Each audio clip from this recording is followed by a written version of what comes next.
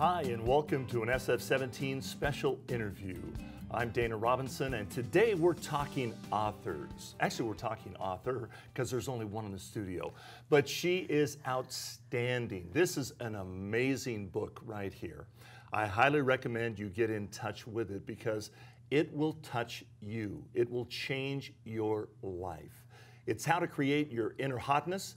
My special guest today is Leta Greene. Leta, welcome to the show. Thank you for having me, Dana. It's so good to have you on. It's great to be here. This is an amazing book. And I want to point out this is from a guy. Well, it's written for girls and women, but you love it.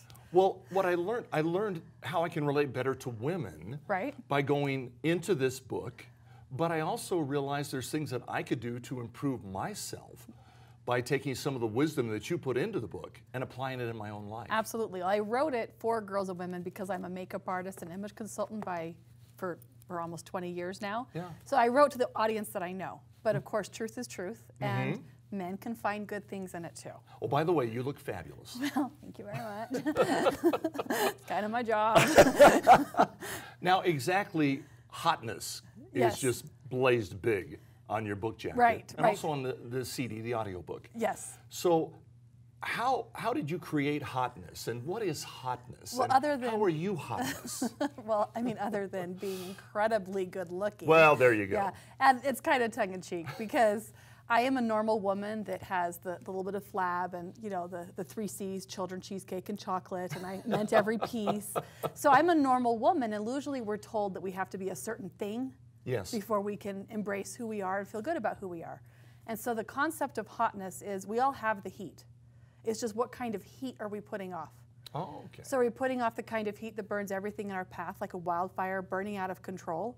Or in contrast, a campfire that because it's contained, it's actually per molecule hotter than a wildfire. But we gather around campfires to feel of the security, protection, love that we uniquely can provide.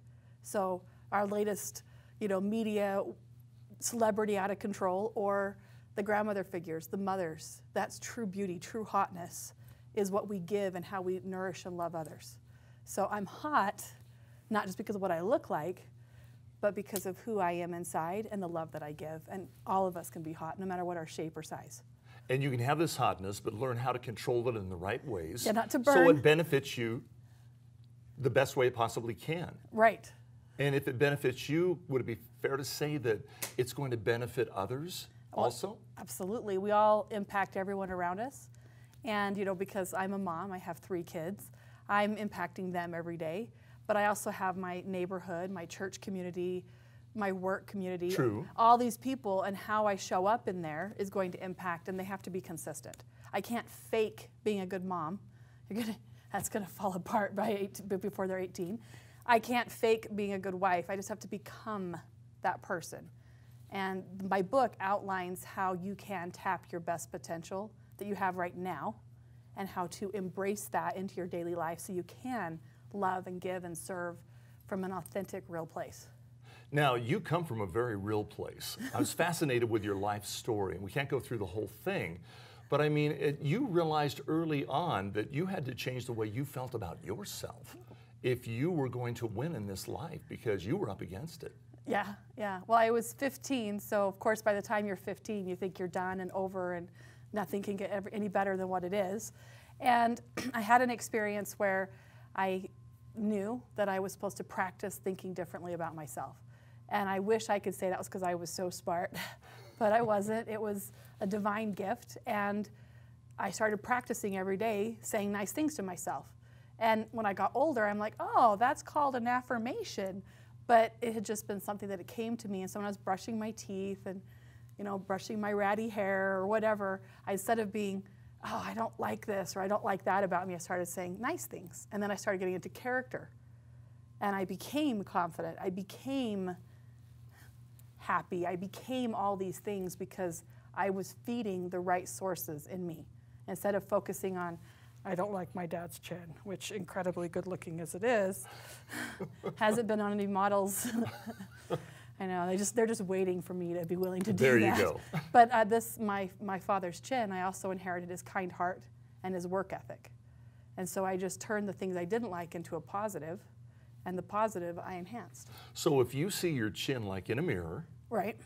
you don't think about, I wish that my chin was different. It reminds you of your father's good heart, and that makes you think about, you want to have a good heart. Am I on the right track Yeah, here? absolutely. It's just we tend to, oh, I'm wrinkled, I'm fat, or I don't like this. And we're putting all this energy into what we don't like about our image, about our life, about our day, and instead say, let's plan this out. Let's plan how I'm going to look at who I am and what I am and what my purpose is today. Because we schedule our daily events, but we don't schedule out our attitude. So I see me being awesome. So as I'm getting ready, I'm going to be awesome. And it becomes not about my father's chin, if I like it or not. It becomes about the kind heart. It comes about the work ethic, the things I do have control over, and then I show up and I'm awesome. Well, you're being awesome in the interview here. Right, and I saw I me think the being crew would agree awesome. with that. Crew, she's being pretty, yeah, we're getting nodding heads Yeah, out there with right. the crew. They're like, we have to be quiet. Why are you involving us? So I see me being awesome. And when I'm connecting with my kids and I know I'm going to be driving my daughter to a skating thing today, I'm going to be connected with her. I'm going to be on purpose with her because I see me doing that when I got ready that morning.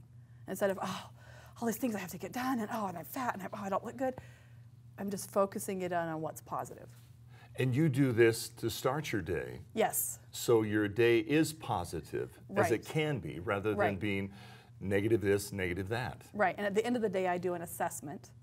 And yes, so not a critique of, because it's not about how much money did I make or what compliments did I give, what validation. It's what I have control over. I have control over my attitude and how I show up, but I do not have control over the events of my day. So the 3 questions I ask myself at the end of the day: have I honored myself? Have I honored those who depend upon me? And have I honored my God? Oh, I like that. That's a good day. Yeah, that's really good. And Right. that way you can go through a day and have a better day. Right. A day that is good instead of a day that is bad. And if something bad happened in that day, I can look at how did I show up for it? How did I react to it? And if you're doing this day after day, because we all gone to those seminars where they're like, think positive. And we're like, yes, oh, but I'm not good, you know. And then we instantly go into our habits. And as much as we know this is such a simple principle, when are we going to do it? And I discovered that at 15, being a truck driver's daughter living in a trailer in Blanding, Utah with the stump outside because I had a better view, not having a whole lot maybe going for me, a little tall, gangly, didn't have all my teeth, you know, I'm that kid.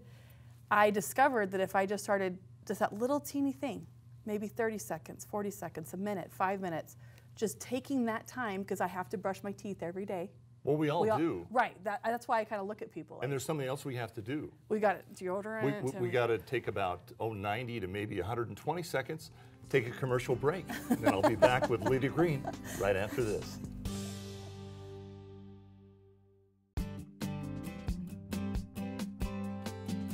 And we are back. My special guest today, Leta Greene, and this is her book. Also available, audiobook, her CD. We'll let you know how you can get a hold of these a little later in the interview. So have a pen and pencil ready so you can write that information down. But we're talking about how to create your inner hotness. And Leta, you've accomplished this in your life, and you're helping women grab a hold of this great concept about you're more than you think you are. Absolutely. There's this hotness in you, and you can basically accomplish anything when you take the right approach to you, and you go out and you motivate women. How'd you get into speaking? Because you just got back from Indonesia, you go to California, you're all over the place. I know, my husband's like, why? Why are you gone again? my kids, Mom. But, you know, all joking aside, my husband is extremely supportive, and as a family, we've made the decision to do this. And Yes. my kids know that I have to help make the world hot, and it has nothing to do with global warming. So, you know, I'm traveling around, but it's an amazing thing because in my heart, I'm still the housewife. You know, I'm still just, when people are like, ooh, you're Leta Greene, I'm like, that's so funny because I'm just me. And the whole speaking kind of came out of nowhere. We had some what I call adventures in our life, and I was very much at okay, God, what do you want from me? And I started seeing me on a stage, and I thought, oh. Really, you pictured yourself on a stage? No, I didn't. It just came to my mind. It just came to you. I had never, in my family culture, it was not something to seek for the public eye at all. Okay. And everything about me, the kind of witty, wasn't really encouraged. So that was something that, I kind of hid back. It wasn't something that was just out there. And I saw me on a stage, and I knew that this was something that was coming from outside of me, and I thought either I'm going crazy or God's trying to tell me something. And so I finally said, okay, fine, I'll do it. And I got a phone call from my makeup website, because I sell makeup and I'm a makeup artist that teaches women how to do their makeup, saying, I heard you're a great speaker. And I'm like, who? From who? I don't know why she still hired me, because I was like, I just couldn't believe somebody was just calling me. So as speakers, there's always, how do you get that first engagement? I'm like, I don't know, I just did. And there was somebody there at that $250 speech for teacher appreciation that heard me, and it's just from there. It's just gone from there. And so, I just show up and do a great job and love that audience. And I just count my blessings that that's happened and that I'm able to provide for my family in such an amazing, empowering, giving way, because the little girl in me would have never envisioned something like this. Never would have imagined I could have had that kind of impact. But yet, when I do that, I see the little girl. And I would have loved to have had that wisdom then. And so I get to give that to, to youth, to women's groups, to conferences, to entrepreneurial groups. Just, it's just crazy, because I'm like, hi, I'm just me. And it's worked out in such an amazing way. And, my book, I didn't write it in a weekend. It took me 2 years to write it. And I just thought, who am I to be writing a book? But that's exactly why, because I'm just normal. I'm a normal person that just happens to have a cool job, but I still have the normal fears and concerns that any other person has, and I've just learned how to address those so they don't overpower my potential. One of my favorite stories in your book, I've just got to bring this out right now, was the trip in Alaska and the hike. Yes. Can you kind of give a Reader's Digest version of that? Because this is great. You have so much wisdom in this book. You really do. Well, not just a pretty face, Dana. What can you say? So I went to Alaska because I'd read a lot of Jack London. And that's just what you do. And if you're not terribly attractive in your hometown, you go where there's not as many girls. Oh, okay. Right, and I was a hot item in Alaska. So there's this mountain, it's called Flat Top Mountain. So you're hiking up the mountain, and if you're from the lower 48, Alaska's really high and there's not as much oxygen. So I'm up there and I'm like, and of course I want to look cool because I'm 20, right? And I don't want the boys to notice that I'm in shape. And I'm going up the mountain, and I sat to rest. And they're like, come on, we're almost there. And I'm like, no, you're trying to kill me. My lungs are bursting. I'm not going to get there. And they're like, no, we're almost there. And I look up and I can tell that they're liars, because there's a long ways to go, at least a third. And then they're like, no, it's like 10 feet. Because of the shape of the mountain, it was an optical illusion from where I was. I saw the reverse, not my oasis, but my death.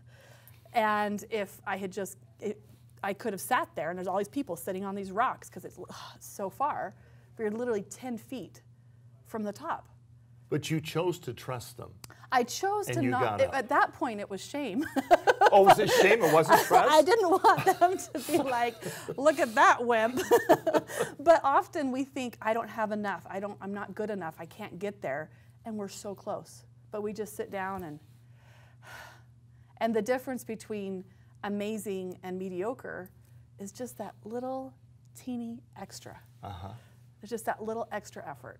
Take a couple of minutes now and address vanity prayers. Yes. Because one thing I want to just kind of lay a foundation before we do this. You're not encouraging anybody to be vain, to be lifted up in their pride. And, oh, look at me. Oh, I'm so fantastic. You're trying to help people understand that their quality. Yeah. And to recognize the qualities that they have. Absolutely. Vanity prayers, fantastic concept. Well, that's from the 15-year-old thing. That's when I'm putting me together, so that this all becomes a symbol of this and this being in the right place. So, yes, I do think that we should think we're amazing, but not at the cost of anyone else. The concept of humility is recognizing God in your life, not being like, I'm better than someone else. But I should feel like I'm amazing and that I'm better than I was yesterday and I'm better than I was a week ago. I like that. Better than yesterday. Right. I'm just moving me forward, and it's the little drops, just those little drops in your life of just helping you move forward, where we think, oh, I gotta, that big stretch. No, that little teeny step. And so when I'm getting dressed, I just am like, you know what? I'm going to be amazing today. I'm going to be so great. Oh, am I prepared? Yes. And I'm going through all those things that I have control over, but getting that attitude in place while I'm getting dressed. So your subconscious mind does not know the difference between a truth and a lie. It will believe whatever you tell it. And then later I found out that when you look in a mirror, you're looking right into your subconscious, right? You're looking right into the essence of who you are. And if you were able to be saying, I look good, I'm nice, I'm kind, I'm patient, you're going to get a much better result than just, I got this, yes, I'm amazing. You know, this is a very active brain reprogramming, neurolinguistic programming of getting your brain. And I figured it out when I was 15, not because I was so smart, but because it was a gift given to me. And the course of my life, from not liking who I was, not being able to give eye contact to people when I walked down the hall at my school, to international speaker, best-selling author, makeup artist. There we go. You know, hot. Well, you know what else is hot? Commercials. Right. They are. They pay bills. That's pretty hot. We're going to take another commercial break. We're going to get back to Vanity Prayers with Leta Greene right after this.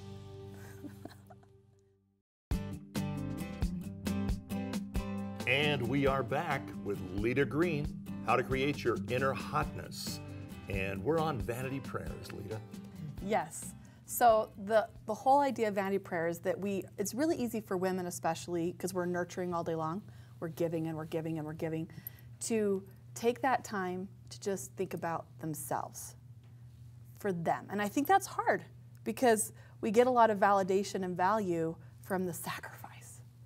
But what I'm saying is just take that time for you. So spend enough time on yourself in the morning to forget about yourself the rest of the day. Because as women, we're going to anyway. So we might as well have this put together and this put together. It's much nicer when my husband walks in the door for me to have a smile and not the, and if there's a little bit of eyeliner on, that helps me not look so baggy underneath the eyes, right? But just putting me together so that everywhere I go in that day, not only am I put together on the inside, but there's just that symbolic, I'm put together on the outside. And people do judge us by what we look like on the outside. When I didn't have all my teeth, that was an issue for people. I got teased. Yeah. I actually lost my teeth as an adult, and it was fine because I was confident. So the image isn't everything, but it is an aspect to how people judge us. And so it's important to put that together.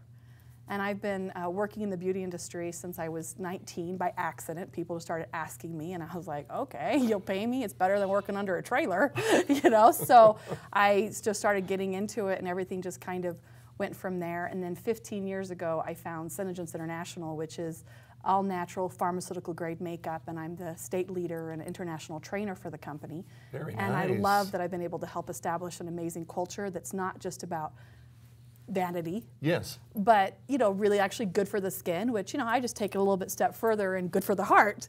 And all of my clients, when we get together, we always talk about this concept of vanity prayers. Don't just put your makeup on and then be upset about your wrinkles, because aging isn't ugly.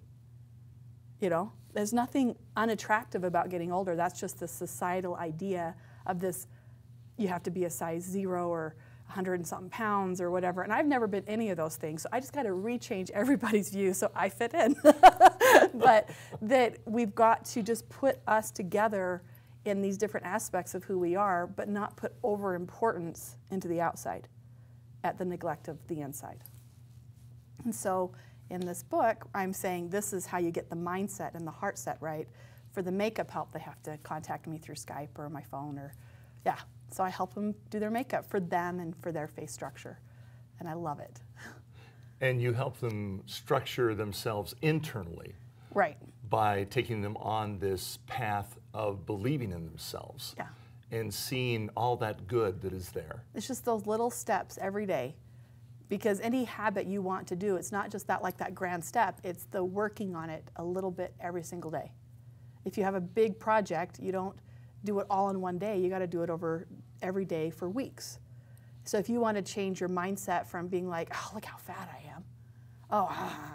You're not just going to do that in, oh, yes, I'm pretty. And we're taught that if you buy this and you purchase that and you consume this, that you will become whatever that ad has said.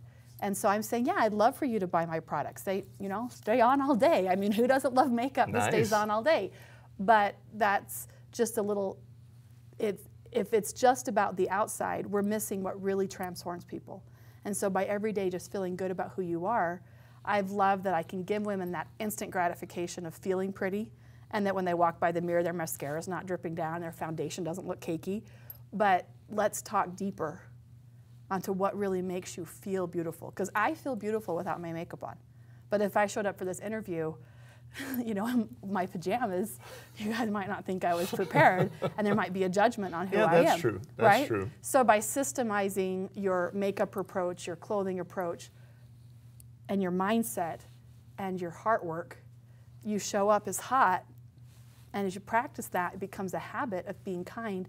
And when you're kind to yourself, you can only give to others what you possess. Oh, I like that. I know. I like that. I came up with that. That's excellent. Yeah. Well, you have so much that is excellent in the book. Thank you. Seriously.